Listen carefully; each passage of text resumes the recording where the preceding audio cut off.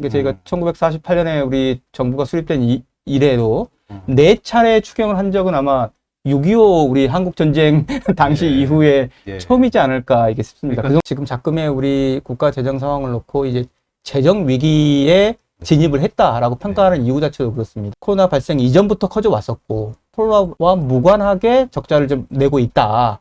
이 부분, 그래서 전부 다 이게 구조적인 재정 적자 기조에 들어간 게 아니냐 이렇게 진단을 하고 있습니다. 이제 수입은 늘어나지 않는데 지출이 계속 증가하는 악어의 입이라고 표현합니다. 악어의 입이 이렇게 쫙 벌어지는 것처럼 점점 벌어지고 있다. 네, 2부. 네, 2부 순서 시작하겠습니다. 예. 소개해 주시죠. 네네. 오늘 그 순서는 이슈를 짚어보는 시간, 중요한 이슈를 짚어보는 시간을 가지는데요. 오늘 굉장히 그 중요한 손님을 모셨습니다.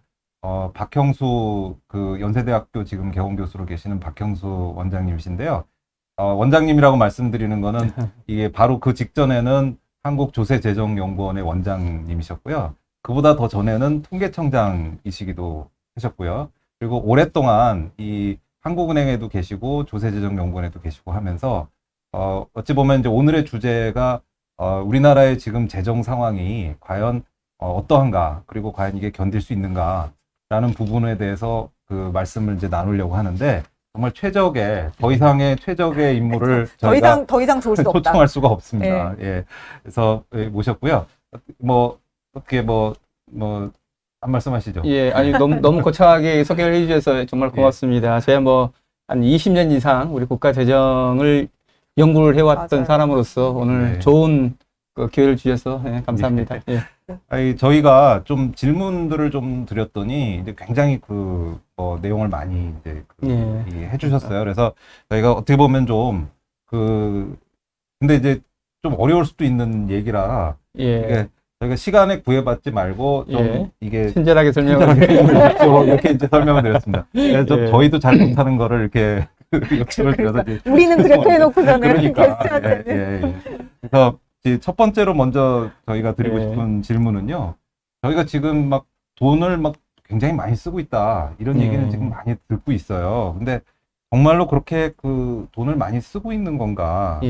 그 부분을 좀 이게 최근에 특히 그러면 돈을 더 많이 쓰게 된 게 맞는 건가? 이런 거를 좀 알고 싶습니다.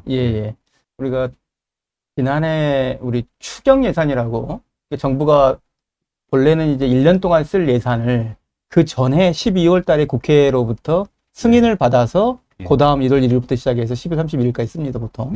그걸 보통 우리 본 예산이라고 이야기를 하는 거고요.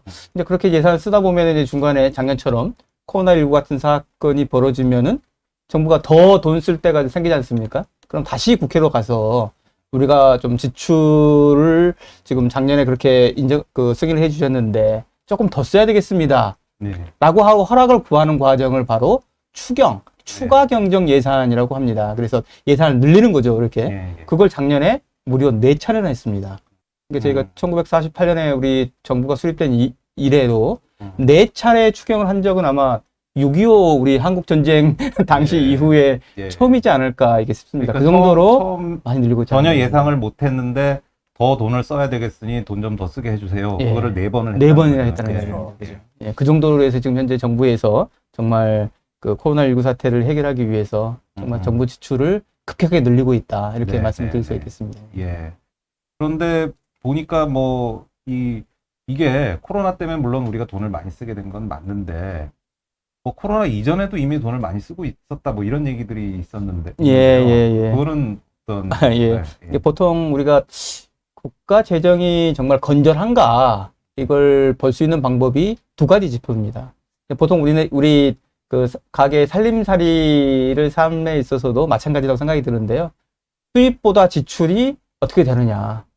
이제 수입보다 지출을 더 많이 하게 되면 보통 우리가 가계부에 적자, 빨간 글씨가 적힌다고 이야기하지 않습니까? 여기 지금 아래 빨간 막대기. 빨간 글씨로 이제 적자 규모를 좀 표시해 주라고요. 되게 복잡하게 보이지만 이 그림이 있는데요. 아래 빨간 막대기가 보통 보면은 한 13조, 38조, 11조, 2019년에 보니까 54조 이렇게 됐었네요, 그죠? 그러니까 그 정도 적자가 났었다는 얘기죠. 사실 우리가 2010년 이후에 그림을 그리셨는데 플러스로 올라간 적은 없어요. 2010년 이후에는 적어도. 그렇습니다. 그러나 2010에서 2017년까지는 예, 뭐 18 중간에 잠깐 조금 내려오는 예, 건 예. 있지만 하여튼 뭐 마이너스 10조 원, 20조 원 정도 예, 예, 예. 그 정도로 정도 가다가 적자를 가다가 2018, 2019년에 벌써 54조로 늘어납니다. 네네네. 이때는 이제 코로나19가 오기 전이죠. 네네. 전- 그러니까 전에도 이미 우리가 이렇게. 코로나19가 발생하기 전에도 재정이 악화되기 시작을 했다. 네네. 그리고 이제 우리가 아까 말씀드린 네. 본 예산, 그 네네. 2020년 우리 코로나19가 터지기 전에 네네. 2019년 12월 달에 이제 국회에서 통과를 시켜주지 않겠습니까? 그죠? 네. 그 적자 규모가 72조였습니다. 아. 그러니까 이미 코로나19가 발생하기 이전에도 우리나라 적자 규모는 2019년에 더 커졌고 2020년에 더 커졌던 것이죠. 그러니까 예. 코로나가 전혀 없었어도 예. 우리가 적자 이 규모가 작년에 빚을 마이너스 굉장히, 72조가 예. 됐을 거다라는 예. 말씀이신 거죠? 근데- 그 뒤로 이제 네 차례나 이제 추경 아. 예산을 네네. 편성하면서 이게 1차, 82조. 2차, 3차, 예, 예, 4차 해서 추경이 82조, 89조, 112조, 예. 119조까지 우리 적자 네, 규모가 네. 늘어나지 않습니까? 그죠? 그러고 이제 예. 올해 예산이 올해 예산이 마이너스 다시 113조. 113조 적자로 이게 짜여져 있습니다. 예, 그럼 그러니까 이거는- 잠깐만요. 그러니까 원래는 72조 마이너스였던 예. 것을 실제로 119조까지. 코로나 때문에 119조까지 갔다는 거죠. 그러니까 47조 원 정도는 네네. 코로나 때문에 늘어났다 이렇게 이야기할 수가 있겠죠, 그죠? 그러면 코로나 때문에 우리는 지금 다 돈 예. 많이 쓰는 거를 코로나 때문이라고 생각하는 경향이 있는데 예, 예. 실제로 진짜로 돈을 많이 쓴 거는 코로나하고 상관없는 게 더 어떻게 보면 더 크네요. 예. 이미 컸던 거죠. 네. 그래서 지금 저희 우리 많은 재정 전문가들이 지금 작금의 우리 국가 재정 상황을 놓고 이제 재정 위기에 진입을 했다라고 평가하는 이유 자체도 그렇습니다. 뭐냐면은 우리가 코로나19 때문에 일시적으로 적자가 늘어난 문제에 대해서는 코로나19 문제가 해결이 되면 다시 해결이 정상화되지 되면. 않겠습니까? 그죠? 네. 그런데 지금에 있어서 우리 재정 적자가 커지는 문제는 아까 보셨듯이 코로나 발생 이전부터 커져 왔었고, 그다음에 코로나 때문에 발생했던 거는 우리 119조 우리 예산의 3분의 1에 불과한 거고요. 나머지 3분의 2 정도는 코로나와 무관하게 적자를 좀 내고 있다. 네. 이 부분, 그래서 전부 다 이게 구조적인 재정 적자 기조에 들어간 게 아니냐 이렇게 진단을 하고 그게 있습니다. 이제 사실 이게 적자가 무서운 게 그게 빚이 되는 거잖아요. 예. 그게 정말 사실 무서운 부분인 것 같아요. 지금 안 그래도 이제 댓글들에 뭐 1000조 넘었는데 이자만 20조, 그러면 예. 1인당 뭐 몇천만 원 아니냐, 이제 이렇게들 지적들 하고 계시는데, 지금 이제 보니까 4차까지 해서 마이너스 119조가 됐던 것이 올해 예산은 아예 마이너스 113조 시작을 하는 거죠. 시작 자체를 굉장히 많이 예. 시작하고, 저는 근데 사실 지금 뭐 재난지원금 4차, 5차 이렇게 4차 또 얘기 5차 나오면 이야기를 하는데요. 추경을 또 할 거 예. 아니에요. 그럼 더 커질 겁니다. 이제 113조에서 더 커지는 거죠. 이제 뭐 그런 예. 비판도 있었죠. 예. 뭐 코로나가 언제 없어질지 우리가 뭐 최소한 상반기에는 계속될 거라고 아는데 왜 또 추경 이미 예측을 할 수 있는 거를 왜 추경으로 처리를 하려고 하냐 뭐 이런 얘기도 있었는데 워낙 막 눈덩이처럼 커지니까 이게 기억하실지 그런 식의- 모르겠습니다만 지금 올해 예산 113조 적자 안에는요. 작년에 우리 정부에서 예산을 승인해 주십시오라고 해서 갔을 때에는 3차 우리 재난지원금이 없었습니다. 그죠? 아. 네. 근데 3차 재난지원금이 갑자기 이제 이슈가 돼가지고 작년에 국회에서 심의하는 과정에서 3차 재난지원금을 넣어서 지금 올해 예산을 편성을 했던 거죠. 아, 그래서 이 113조 적자 안에는 3차 재난지원금이 포함되어 있습니다. 이미 쓴 돈. 예. 네, 네, 그렇군요. 네. 그러니까 미리 땡겨 쓴 거네요. 예. 작년에. 또 이 그림에서 보면 또 이상한 게 또 하나 보이지 않습니까? 2022년, 2023년, 2024년 재정 운용 계속 계획이라고 예, 되어 예. 있네요. 120조 커지네요. 이상 적자를 내도록 좀 정부에서 계획을 하고 있다는 이미 겁니다. 그렇게 계획을 예, 예. 코로나까지 반영을 했다 하더라도 아마 코로나가 그래도 지금 우리 백신이 나오고 하기 때문에 금년 안에는 그래도 어떻게 극복이 되지 않겠습니까? 그죠? 예. 그러면 우리 경제도 어떻게 보면 금년 정도 안에는 정상화될 텐데 그럼에도 불구하고 그 이후에도 운영 적자가 계획을 120조가 넘는다는 이야기는 아까 제가 말씀드렸듯이 이런 코로나19 때문에 발생하는 적자의 문제보다 구조적으로 이제 우리가 저 위에 제가 총 수입 규모와 지출 규모 그러니까 우리가 네네. 지금 이 예. 파란색이 파란선이 수입이라는 건 이제 수입입니다. 세금으로 걷어들이는 돈을 예, 얘기를 예. 하는 거죠. 그 다음에 이제 이 주황색이라는 거는 지출 정부가 규모가 쓰고 있는 있는 거고요. 돈을 예, 얘기를 예, 하고 예, 있는 예. 건데 지금 이게 왼쪽을 보면 거의 비슷하게 이제 가다가 예.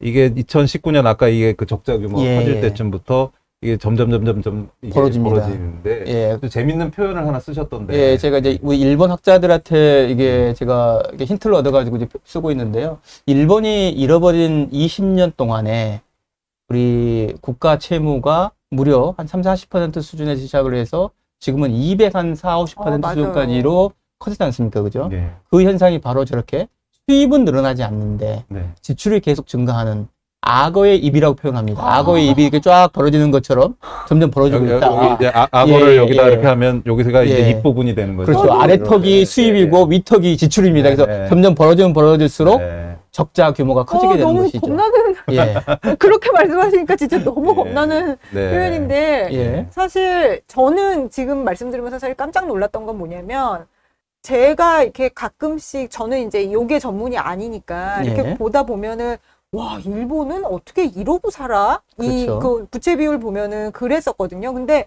저는 일본도 30-40%였던 것이 불과 그 정도, 그러니까 예. 최근이었다라고 하는 거에 지금 사실 굉장히 놀랐어요. 그러니까 일본의 잃어버린 20년이 시작된 게 한 1990년부터 시작됐지 않습니까? 그죠? 그렇죠. 이제 그 무렵에 일본의 국가 채무는 한 40-50% 정도 수준이었습니다. 와, 굉장히 양호했네요. 그다음에 이 사실. 악의 입이 벌어지기 시작을 해서 한 제가 따져보니까 정확하게 13년 동안 벌어졌더라고요. 14년 동안 벌어지면서 국가 채무가 200% 그렇게 예, 급속에 늘어납니다. 무섭게 지금 우리가 증가를 2019년부터 지금 악의 입이 벌어지기 시작을 했지 않습니까? 지금 어제 아마 그 신문 기사에서 몇 가지가 났을 텐데요. 작년도 우리나라 수입이 얼마가 그 세금 국세 수입이 줄어들었다고. 얼마큼 됐는지 8조 뭐 예. 이렇게 그래서 줄어들었다. 2019년에 소폭 감소했었거든요. 국세 수입 규모가. 그런데 작년에 대규모로 한 8조 원 정도 이제 그쵸, 국세 수입이 그렇게, 준 걸로 나오고 예. 있어요. 2년 연속 세금 규모가 네. 줄어든 걸로 네, 이렇게 네. 나오고 있습니다. 그래서 우리도 악의 입이 벌어지기 시작한 지 벌써 이미 올해로서 한 3년 차에 지금 접어들고 있다. 그런데 아까 걱정스러운 이제 말씀하실 때 얘기입니다. 예. 그 코로나가 해결된 후에도 지금 악어의 입이 계속 어떻게 보면 커지는 예. 그런 식으로 이제 계획을 잡고 있는 건데 그렇다는 얘기는 이미 돈을 쓰기로 한 것들이 그만큼 이제 많다는 거잖아요. 예. 그러니까 그 돈을 쓰기로 한 것들은 주로 뭐 어떤 예. 것 때문에 이게 돈을 쓰고 있는 걸까요? 예. 그러니까 우리가 앞에서도 이제 우리 재난 지원금이 효과가 있느냐 없느냐 뭐 그런 가지 많이 논쟁을 했습니다만은 실제 정부가 이렇게 지출 규모를 크게 늘리고 있는데 어디에 돈을 많이 쓰고 있는지에 대해서 우리 국민 여러분들께서 면밀히 볼 필요가 있습니다. 우리 대개는 아까 우리 두 분께서 말씀하셨듯이 대개는 다 우리나라 코로나19를 잘 극복하기 위해서 다 쓰고 있겠거니라고 생각을 네, 하시지 네. 않습니까? 그죠? 네. 근데 그 이상의 돈을 어디에 쓰고 있느냐면은 우리가 복지 지출에 네. 쓰고 있습니다. 그래서 네. 이 복지 지출이라고 하는 것 자체는 일시적으로 어떤 어려운 사람들을 도와주는 어떤 그런 긴급 재난 지원금적인 성격이 아니라 우리 전 국민 우리 고용보험이라든지 그다음에 또 의료보험에 있어서의 우리 보장률을 높여준다든지 해서 네, 네. 어떻게 보면 일시적인 증가가 아니고 한 번 늘리면은 다시 줄일 수 없는 정도로 새롭게 복지 제도를 만드는 것이기 때문에 이렇게 코로나19가 극복되는 이후 2022년부터 2024년까지도 계속 우리가 지출을 네. 계속 해야 되는 어떤 네. 그런 상황인 그 것이죠. 사실 이제 그냥 뭐 편하게 생각해 보면 고용보험 제도가 확대되는 것도 사실은 기본적인 사회 안전망 확충 어느 정도 차원에서 필요하고요. 필요하고 예.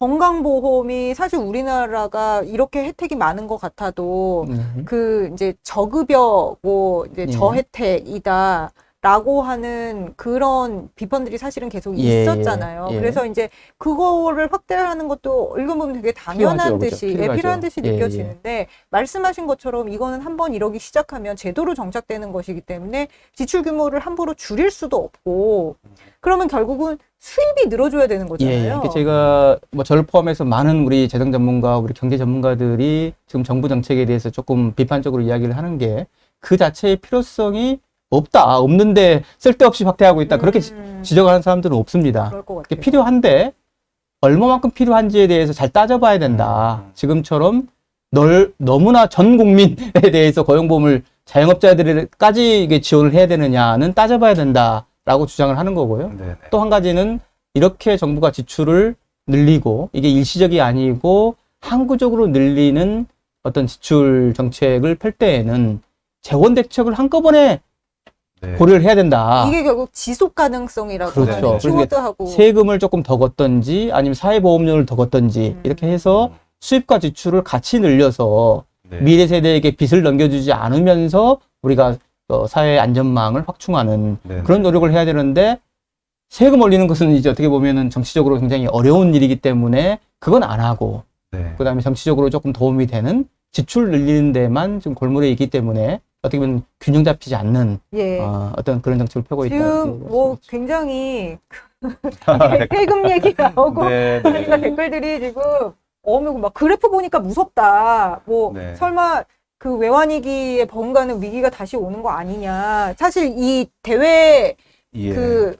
이런 그 신인도 관련된 문제도 사실은 오늘 네, 말씀을 해주실 것 저희가 같은데 이제 좀 이게 근데 이제 그런 건 있습니다. 아까 이게 국가 그 개인으로 치자면 우리가 이제 빚이 늘어나는 거에 대해서 예. 빚이 잘못 늘어나다 보면 정말 패가망신하잖아요. 그런데 이제 국가는 이제 개인하고 또 다르다. 이게 그러기 때문에 이제 국가의 빚을 어떻게 볼 거냐.